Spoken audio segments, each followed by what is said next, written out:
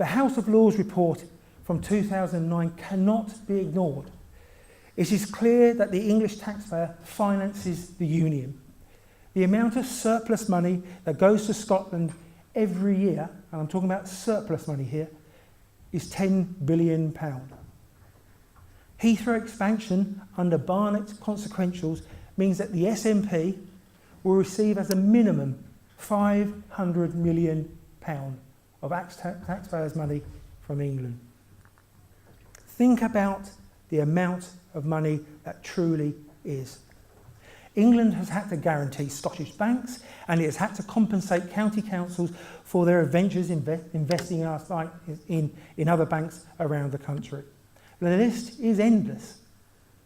England, though, because of these financial burdens, we are reeling under severe financial pressures that the Barnett formula has created.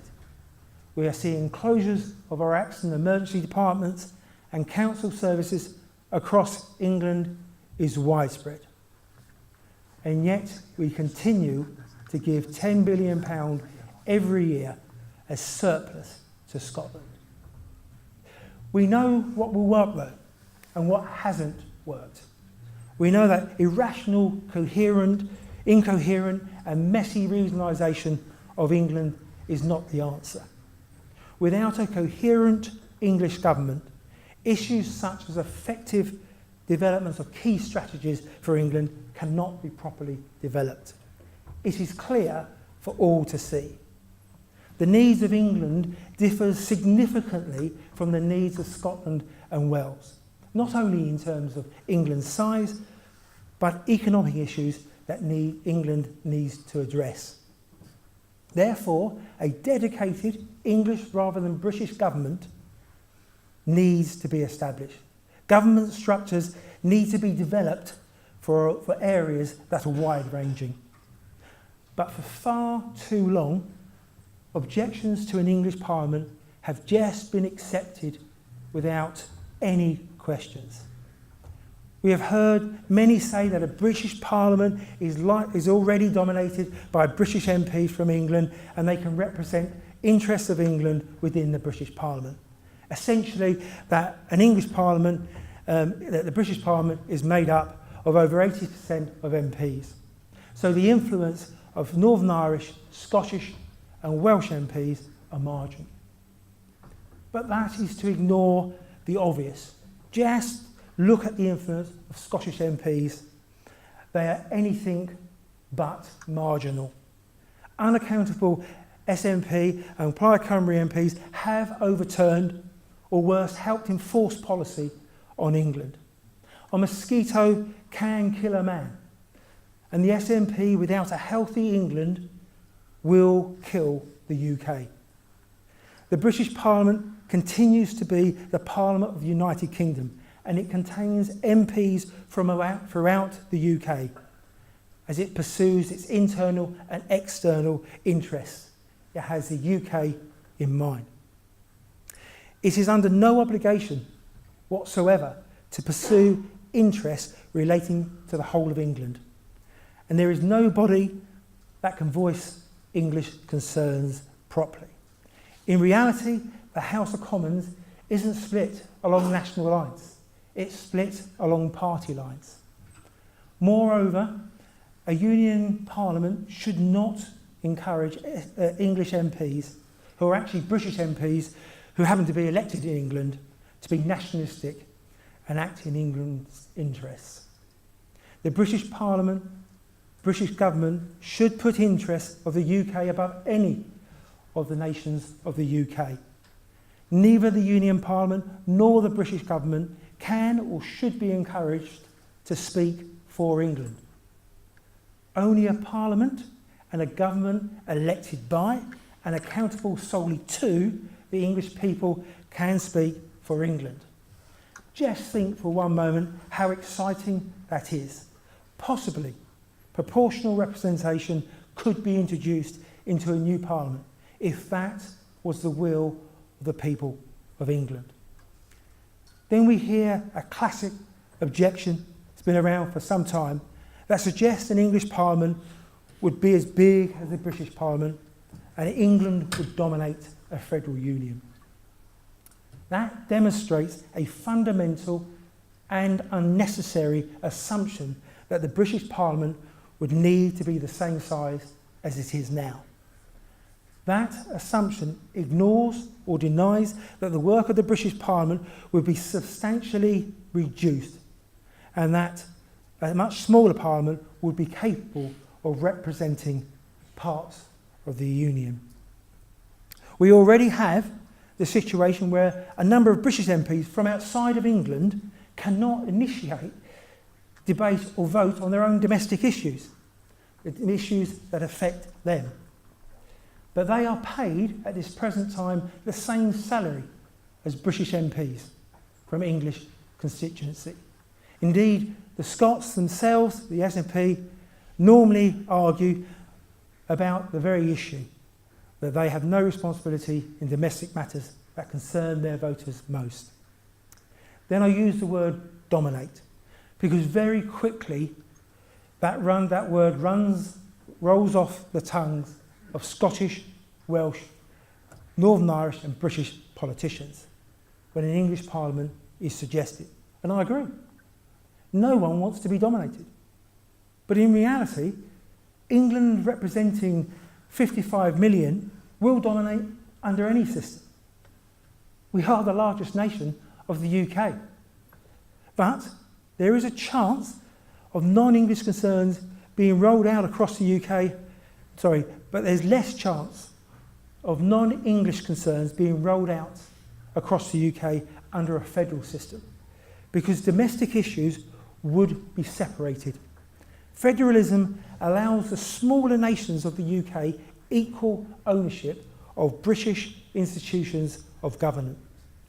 Moreover, a federal or confederal system has never been shown not to work. We only need to look at the USA and Australia. And if the SNP doesn't like being dominated, then why are they involved as unaccountable MPs in a British Parliament as it concerns in their mind with predominantly English domestic matters? Then we hear cost. Let's block it. It costs too much money. It could potentially mean creating another Parliament building with a whole set of new politicians, and it will impose added cost upon the taxpayer. Well, it would create a layer of politicians, but not necessarily a new Parliament building. Savings could be completely made by abolishing regionalism completely. We have little regions, and they are called counties that are already established. It would mean reducing the number of British MPs and possibly abolishing the House of Lords in favour of a federal Parliament. That is worth thinking about. Maybe the time has come to wave goodbye to these unelected individuals who appear at times to want to block the will of the people.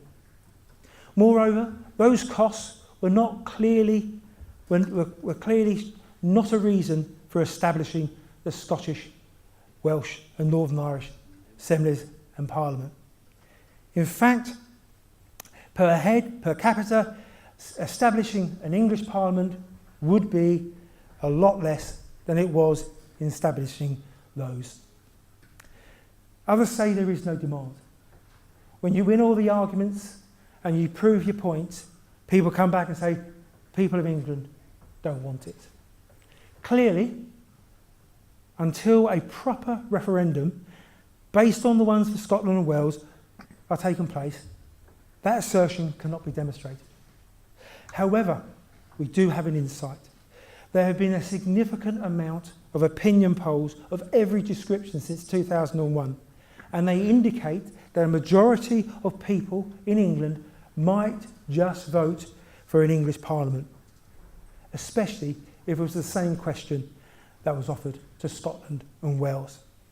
And then we go to party politics.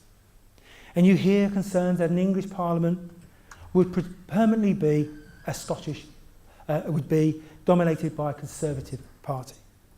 I'm not even going to answer that because it is so obviously not true. This denial of English democratic needs means that the lack of forward planning is impacting on the English quality of life. That's our lives. We're all affected by this. Prevention of overcrowding, preservation of green spaces is just two issues. Are you happy for your forests to be sold off, your village greens to be used inappropriately, or your beaches to be privatised? Let's also take industrial strategy as well. All I ask is that you think about this, because it's an issue that does need thought and planning to go into it. What kind of industries does England actually need to develop if we are to provide the healthcare for our elderly? Rebalancing our economy away from financial service into manufacturing or high-tech industries needs policies, but it also needs incentives. It needs to include our younger generation in England, and that's all of England. Yet, if you look at education in England, you see that it's English students dealing with a disproportionate needs, disproportionate cost of their university fees, especially when you compare it to Scotland and Wales. Full tuition fees are only applicable to English-based students. What a slap in the face for the tax-burdened English. This could not be a clearer example that actually the union no longer treats its citizens equally and fairly. It has created an unbearable financial, political strain, which will break our union. We need to find the answer, and we suggest an English Parliament. If not, then English independence might be the only way forward. Who thinks it's fair that our students are having to pay such high figures while they are free for the rest of the UK, or heavily subsidised?